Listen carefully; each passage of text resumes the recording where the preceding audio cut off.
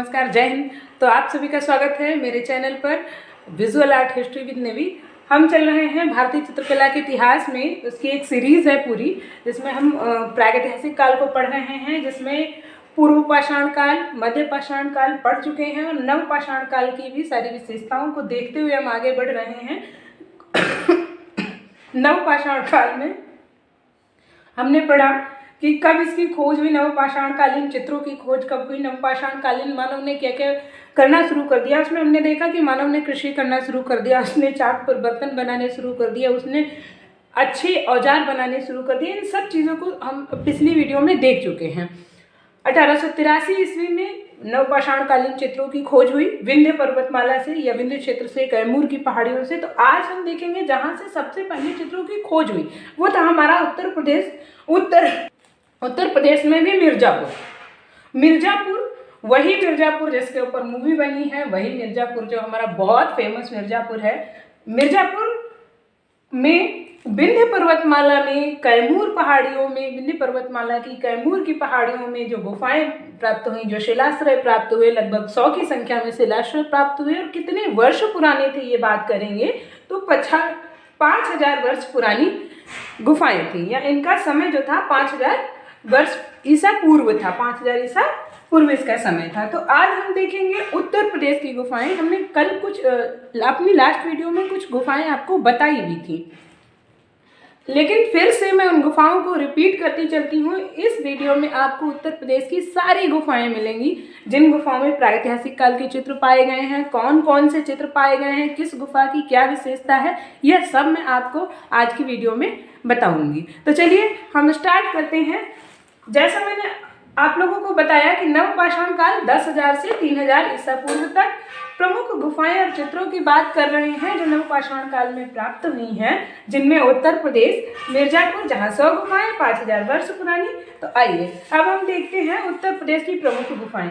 तो सबसे पहली गुफा मैंने वही रखी, या उसी का नाम रखा घोड़ामागर, जहाँ गेंडे का आखेट प्राप्त हुआ, जिसे 1813। तो आगे बढ़ते हैं हम सुरहो घाट, जहाँ सुअर के आखेट के चित्र, शाही के आखेट के चित्र और हाथ के छापे के चित्र मिले हैं। अब एक चीज आप ध्यान रखिएगा कि प्रागैतिहासिक कालीन मानव के चित्रण का विषय ही आखेट था, क्योंकि उसका जीवन जो था वो आखेट पर निर्भर था पूर्णतः। हाँ, उसने कृषि करना शुरू कर दिया था, लेकिन उसका जो पुराना व्यवहार चला आ रहा था, या जो उसके आजीविका का पुराना साधन था, वो कृषि था। उसका पुराना आजीविका का जो साधन था वह था आखेट, जानवरों को मारना और खाना। यही कारण था कि मानव निर्मित जितने चित्र हमें मिले हैं, प्रागैतिहासिक कालीन मानव के द्वारा बनाए हुए जितने भी चित्र मिले हैं, सारे हमको या तो आखेट पर मिलते हैं या फिर किसी पशु से संबंधित मिलते हैं। कुछ एक चित्र उनके बाद में नृत्य करते हुए, शहद इकट्ठे करते हुए वो प्राप्त हुए। कब? जब यह बस्तियों में रहने लगा, जब यह अपने घर स्वयं बनाने लगा, जब ये एक साथ रहने लगे, तब इन्हें आमोद प्रमोद का अर्थ भी समझ में आने लगा और कुछ आनंद के लिए ये अपने वैसे चित्र भी बनाने लगे। तो यहाँ जब हमने देखा सुरहो घाट में शाही का आखेट, सुअर का आखेट और हाथ के छापे चित्र मिले हैं। हाथ के छापे ये बनाता था एक तकनीकी के पाइप में कलर भर लिया, अपने हाथ को ऐसे रखा और फूंक दिया। जब फूंक दिया तो हाथ का निशान बन गया, स्टेंसिल पद्धति कह सकते हैं इसे। कुछ हाथ की ऐसे, हाथ में स्याही या कलर लगाया, उसको छाप दिया। तो कुछ इस तरीके से सुरहो घाट में 3 चित्र मिले। इन चित्रों को आप याद रख सकते हैं SSS+H, मतलब सुरहो घाट, शाही, सुअर का चित्र, हाथ की छापे। एक चीज याद रखना, सुअर के आखेट का चित्र यहाँ मिला है, घायल सुअर का चित्र यहाँ पर नहीं मिला है। अगला आते हैं हम लिखुनिया उत्तर प्रदेश की गुफा है, उत्तर प्रदेश में स्थित गुफा है और यह गरई नदी के किनारे है। लिखुनिया में 2 गुफाएं, लिखुनिया की 2 गुफाएं हैं, ये गरई नदी के किनारे है। यह भी याद रखना, कई बार प्रश्न आ चुका है कि लिखुनिया किस नदी के किनारे स्थित है, तो लिखुनिया गरई नदी के किनारे स्थित है। लिखुनिया फर्स्ट में मिला है हमें हाथी का आखेट, एक हाथी के ऊपर चढ़कर जंगली हाथी का आखेट करते हुए दिखाया गया है पुरुषों को। लिखुनिया 2 में नृत्य के चित्र मिले हैं। अब इसको याद करने का सबसे सरल उपाय, कई बार हम कंफ्यूज हो जाते हैं कि किसमें हाथी का आखेट मिला, किसमें नृत्य का चित्र मिला। तो एक चीज याद रखिए कि जब ये लोग आखेट कर लेते थे, जब ये किसी विशाल पशु पर विजय प्राप्त कर लेते थे, तो ये क्या करते थे कि ये प्रागैतिहासिक कालीन मानव के चित्र हैं, तो ये क्या करते थे कि नृत्य करते थे। जब किसी विशाल पशु पर विजय प्राप्त कर लेते थे या उसे मार लेते थे, तो ये उल्लास से नृत्य करते थे। तो यही कारण है कि लुखनिया वन में इन्होंने हाथी मारा और उसका शिकार किया, उसका भोजन बनाया, खाया पिया और यहाँ आके नृत्य करने लगे। तो लुखनिया वन में हाथी का आखेट और लुखनिया 2 में नृत्य के चित्र प्राप्त हुए हैं। आगे बढ़ते हैं हम कुछ और। एक विजयगढ़, विजयगढ़ में हमें 3 पुरुषों के चित्र मिले हैं। 3 पुरुष जो कि एक लाल रंग से बना हुआ है, पीले रंग से बना हुआ है, एक सफेद रंग से बना हुआ है। विजयगढ़ में 3 पुरुषों के चित्र मिले हैं। याद रखिए कि या तो मानव होगा या आखेट होगा।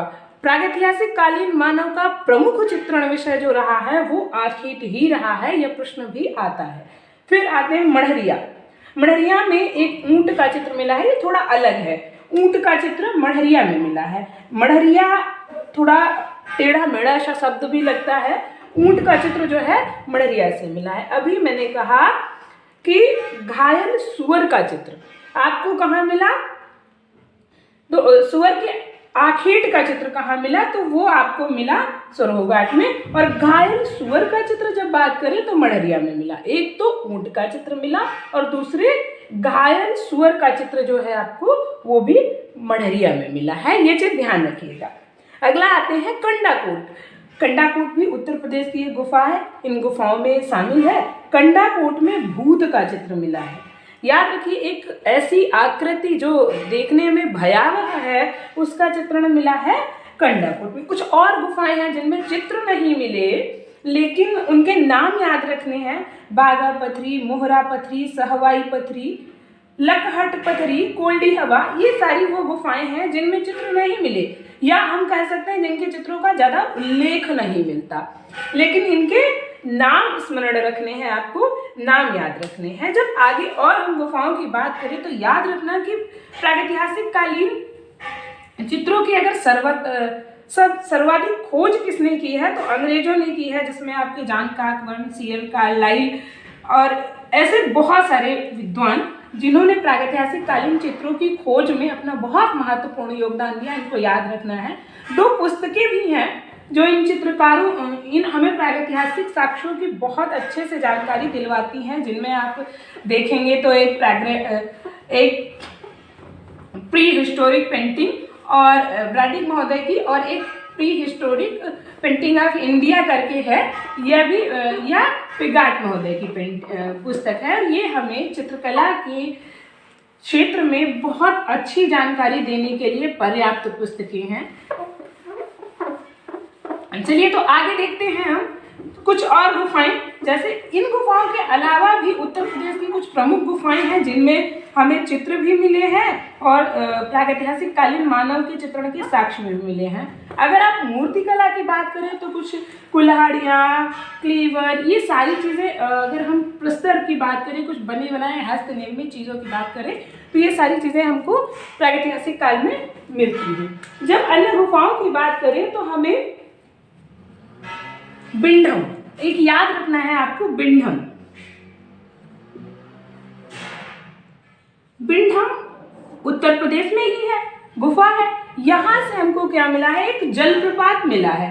जलप्रपात झरने को कहते हैं, जलप्रपात का चित्र मिला है, ठीक है। और दूसरा हमें एक पहिया रहित गाड़ी मिली है। बिंढम में पहिया सहित गाड़ी मिली है।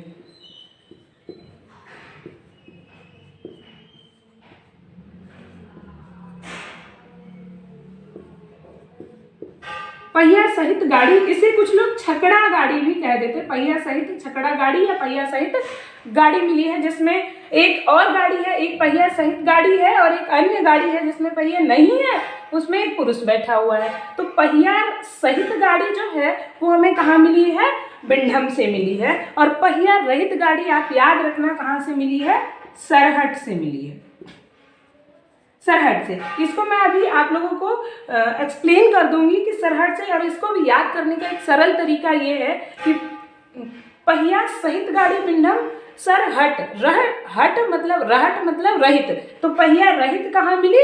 सरहट में मिली है। ये साथ में एक्सप्लेन करना जरूरी था, इसलिए मैंने बोल दिया। बिंडम के बाद जिस गुफा की हम बात करें वो जिस गुफा की हम बात करें जैसे हरनी हरन,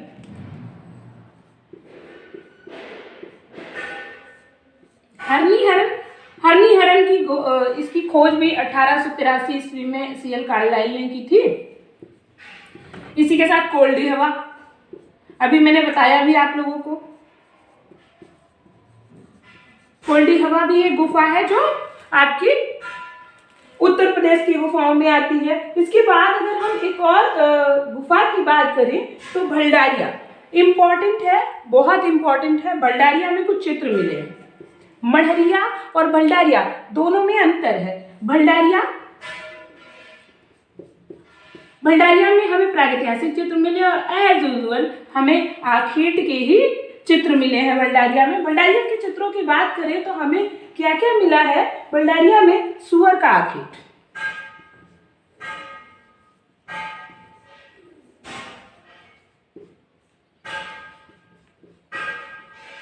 सुअर के आखेट का चित्र हमें भंडारिया में मिला। इसके अलावा घायल सुअर भी यहां मिला।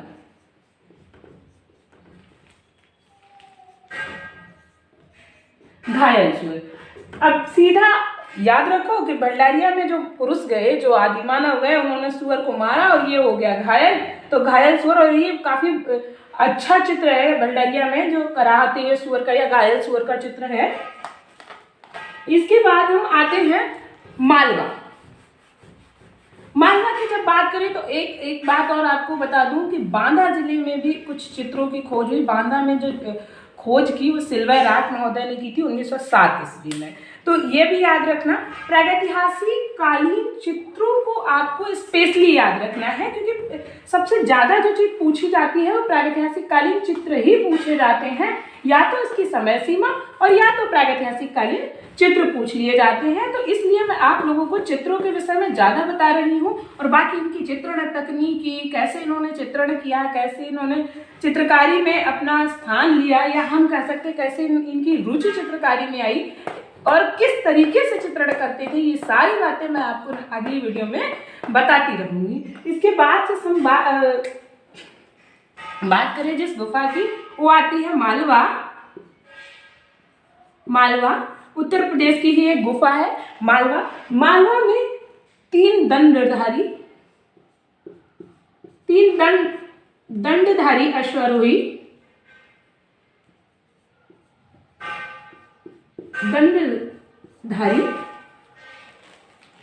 अश्वारोहियों के चित्र मिले हैं।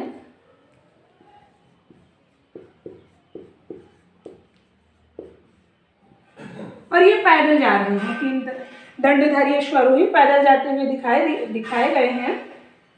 इसके बाद आता है मणिपुर।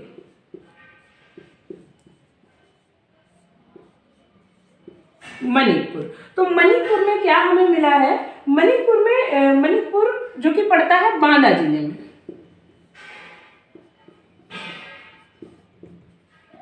कहाँ पड़ता है? बांदा जिले में। इसकी खोज किसने की? तो 1907 ईस्वी में सिल्वर राठ ने की। सिल्वर राठ महोदय ने 1907 ईस्वी में की। ये क्वेश्चन अलग हो गया कि अभी 1883 ईस्वी में पहले खोज हो गई घोड़ा मांगर की, मिर्जापुर की गुफाओं की, फिर मणिपुर नामक गुफा जो कि उत्तर प्रदेश में ही थी, बांदा जिले में स्थित थी, तो इसकी 1907 ईस्वी में सिल्वर राठ महोदय ने खोज की। बांदा की कुछ अन्य गुफाओं में जब हम देखते हैं, बांदा की अन्य गुफाओं में सरहट,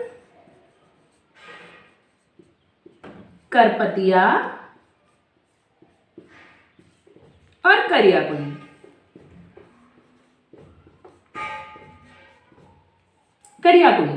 तो करियाकुंड, सरहट, करपतिया और करियाकुंड, इसका आपको याद करने का बहुत बढ़िया तरीका बताती हूँ कि कई बार आपको सूत्रों में याद हो जाता है। देखिए कोई रंग भेद नहीं कर रही मैं, याद रखना बांदा में करपतिया की सरहज करिया, सरहट मत बोला, सरहज करिया। अब यहाँ याद रहेगा सरहट, करिया कुंड और करपतिया, ठीक है। बांदा में करपतिया की सरहज करिया। सरहट से कुछ चित्र मिले हैं, हम उन्हें देखेंगे, और एक करियाकुंड से भी चित्र मिला है।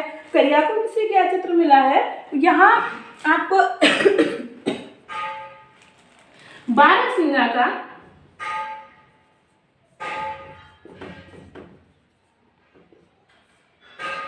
का पीछा करते हुए पुरुषों को दिखाया गया है। बारहसिंगा का पीछा करते हुए पुरुषों को चित्रित किया गया है।